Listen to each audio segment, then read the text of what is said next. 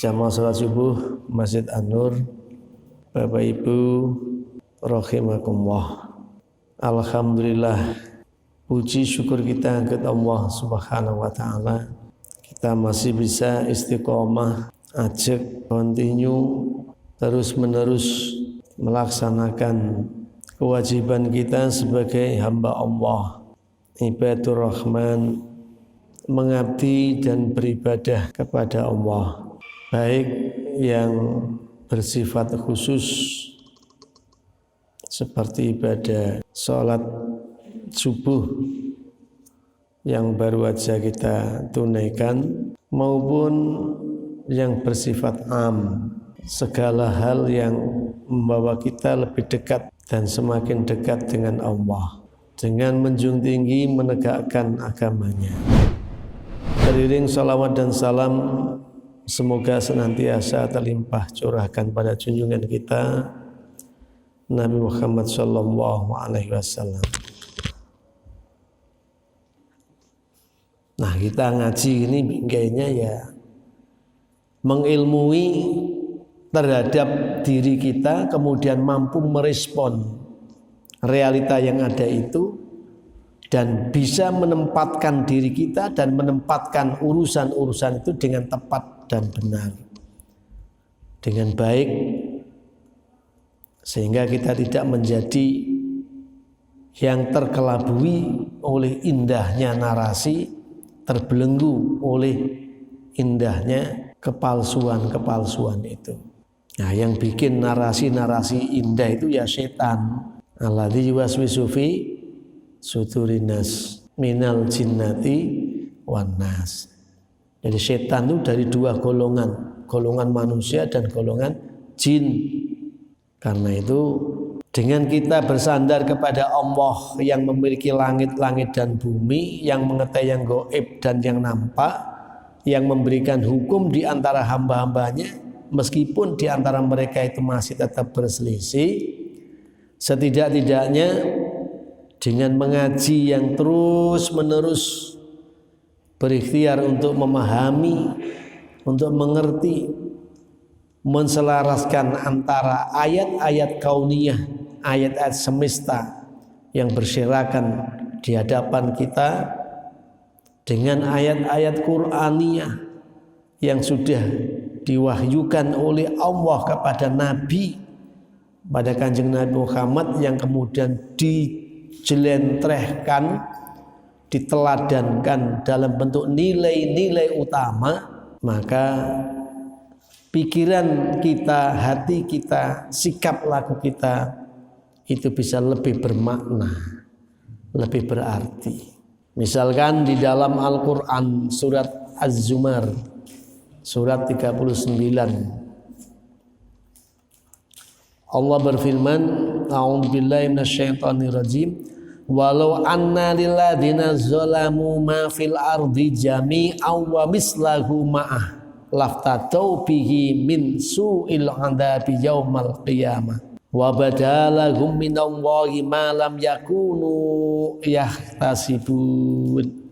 Walau anna lilladzina zalamu, walau dan sekiranya anna sungguh benar li itu bagi alladzina orang-orang yang zalamu telah melakukan perilaku aniaya, tak tahu diri, tak tahu posisi, tidak ngerti nek urip dengan beragam itu diuji oleh Allah untuk diketahui, dibuktikan kesungguhannya, kesabarannya, keseriusannya di dalam menjunjung tinggi menegakkan aturan Allah itu, akhirnya tenggelam dalam siklus aniaya. Ngomong tak ada makna, bersikap berbuat tak ada makna. Kalau hanya tak ada makna itu masih mending. Kenapa? Karena zong, tidak baik, tidak buruk. Tapi kalau tutur katanya menghasut, tutur katanya agitatif, sikap lakunya merusak, kalau itu yang terjadi, dzalamu, dia tenggelam dalam siklus aniaya diri. Banyak perilaku dan sikap kita yang kita kadangkala perlu bimbingan dan tuntunan, bahkan percontohan, agar terhindar dari hal-hal yang merugikan diri kita sendiri. Ya, makan yang haram misalkan. Mana yang haram? mana yang halal, haram zatiyah, haram sababiyah. Iki barangnya halal Pak, tapi nek oleh nyolong jadi haram. Barang itu haram sebabnya haram gitu loh. Lah orang yang konsumsi bal kedual bal mbok kodok mbok kadal pokoknya gelem ya kuntal tidak berpikir halal haram, itu menganiaya diri sendiri. Di era yang serba terbuka ini tidak ada batas sekat-sekat, tembok-tembok, benteng-benteng. Kita ngomong di sini karena ada sebagian yang meliput, ya jadi di mana-mana bisa didengar. Walau tujuannya itu pada awalnya adalah menguatkan prinsip hidup yang harus dijalani oleh komunitasnya, tetapi ketika sudah ada yang mengunggah di dalam wilayah publik, maka mau nggak mau itu diserap oleh mereka yang kadangkala mereka manfaatin untuk mendukung kepentingannya. Jadi hak halal dan haram itu Allah yang ngasih, ini halal ini haram. Jangan kau haramkan yang halal dan jangan kau halalkan yang haram. Di antara halal haram itu ada perkara-perkara yang syubhat, remeng-remeng. Nah, remeng-remeng itu hati-hati, banyak yang merugikan orang lain nanti yang bisa dikembangkan. Tetapi esensi ayat ini, walau sungguh itu bagi mereka yang tenggelam dalam sikap aniaya, zolim, mafil ardi, terhadap apapun yang ada di bumi jami'an keseluruhannya. Dan sekiranya sungguh itu bagi orang yang aniaya tadi, apa yang ada di bumi secara total jami'an wa mislahu, dan yang sepadannya ma'ahu, bersamanya satu bumi tadi itu. Dadi lamun yen to wong aniaya iku duweni apa wae sing ana ning bumi lan sak padane, laftadau bihi, sungguh tidak akan mampu menebus bihi dengannya apa yang ia punya. Menebus apa? Min su'il adzabi yaumil qiyamah, dari buruknya siksa pada hari kiamat itu. Hei orang yang suka menganiaya, berhentilah. Andaikan hasil dolimmu, curangmu, culasmu itu kau himpun, kau kumpulkan seperti kekayaan yang ada di bumi secara keseluruhan jadi milikmu, bahkan didatangkan yang sepadannya 2 kali lipat hasil keculasanmu, hasil kecuranganmu, hasil aniayamu itu, kau kumpulin sedemikian rupa. Hai orang yang zalim, sungguh itu semua takkan mampu menebus dirimu di saat buruknya siksa pada hari kiamat nanti. Wa badalahum minallahi ma lam yakunu yahtasibun. Wa bada, dan jelas tampak gamblang lahum bagi mereka minallahi dari Allah. Apa yang nampak jelas itu? Malam yakunu, segala apa yang belum ada mereka yahtasibun, mereka perhitungkan. Jadi orang-orang zalim di dalam menganalisis terhadap sikap pilihan perbuatannya itu tadi belum mampu menjangkau terhadap masa depan yang semestinya. Masa depan kita yang harus kita pikirkan itu adalah ba'da khuruji minad dunya, setelah kita keluar dari dunia ini. Apakah kita bahagia atau kita sengsara? Orang yang zalim ribet, ruwet, mumet memikirkan sesuatu yang ingin untuk dicapai sampai batas sebelum mati, sebelum sebelum innalillahi wa inna ilaihi raji'un. Sing dipikir iku tok koyo-koyo gak atene mati.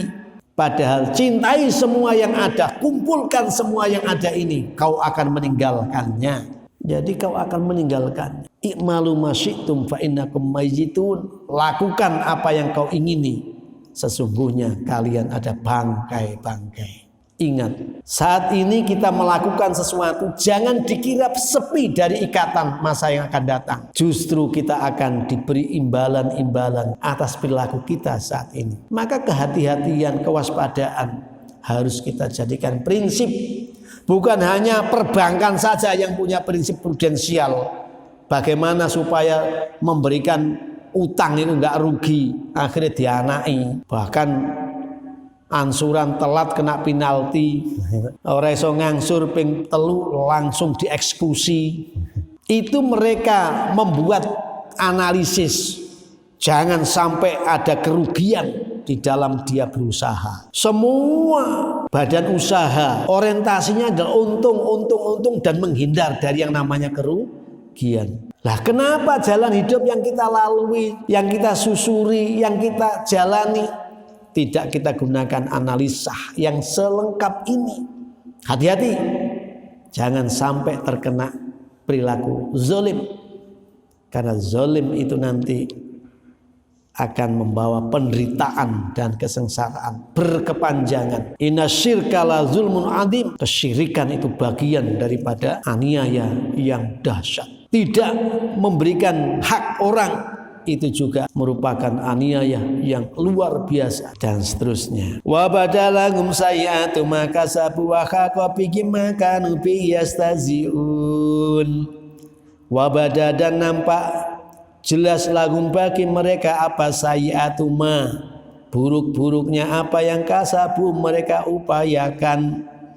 Wa haqa dan sudah selayaknya bihim dengan mereka ma apa yang kanu ada mereka bi dengannya ma yastazi'un.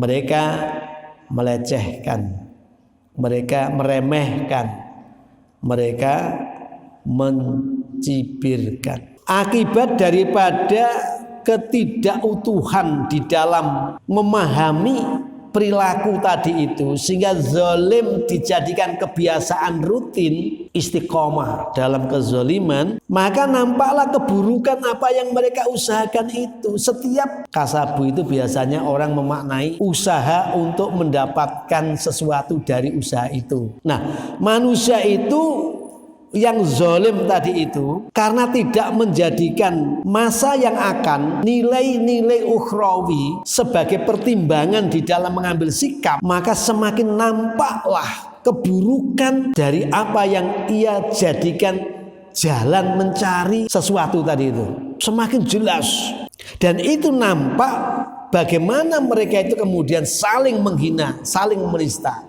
Wes jangan lihat di surat Al-Humazah. Wailul likulli humazatin alladzi jama'a malahu wa atata. Kenapa orang itu cenderung mengumpat? Kenapa orang cenderung mencela? Karena dalam umpatan dan pencelaan, dalam upaya-upaya untuk membangun opini buruk kepada orang, itu dia mendapatkan keuntungan-keuntungan. Dan cara pikir yang demikian itu cara pikir yang tidak utuh dan tidak bisa menatap masa yang akan datang. Kenapa? Karena setiap penghasilan, pendapatan dari upaya dia yang zalim itu adalah penderitaan dan kesengsaraan. Karena itu jamaah, dua ayat ini pantas untuk kita jadikan renungan bersama. Terima kasih, kurang lebihnya mohon maaf. Assalamualaikum warahmatullahi wabarakatuh.